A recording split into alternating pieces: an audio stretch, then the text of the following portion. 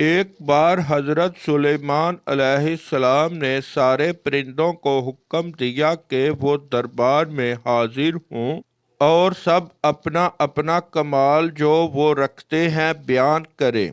چنانچہ سارے پرندے حاضر ہو گئے اور سب نے اپنا اپنا کمال بیان کرنا شروع کیا۔ ہدہد کی باری آئی تو وہ کہنے لگا، حضور مجھ میں یہ کمال ہے کہ میں آسمان کی بلندیوں پر بہت اونچا اڑتا ہوں اور اتنی دور سے بھی زمین کے اندر کی تمام چیزوں کو دیکھ لیتا ہوں اور بتا سکتا ہوں کہ زمین کے کس حصے میں پانی ہے اور کس حصے میں نہیں ہے۔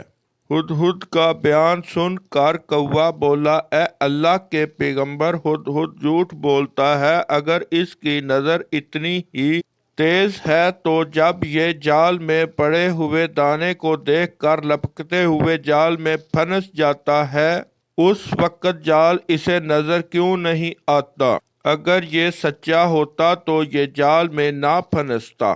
حضرت سلیمان علیہ السلام نے ہدہد سے پوچھا، کوے کے اس اعتراض کا تمہارے پاس کیا جواب ہے؟ ہدہد نے عرض کی، یا نبی اللہ، نظر تو میری واقعی اتنی ہی تیز ہے جتنی میں نے بتائی، مگر جال میں پھنستے وقت میری نظر پر قضاء اور تقدیر کا پردہ پڑ جاتا ہے۔ انسان بھی کچھ ایسا ہی ہے، خود کو بہت عقل مند سمجھتا ہے لیکن تقدیر کے سامنے بے بس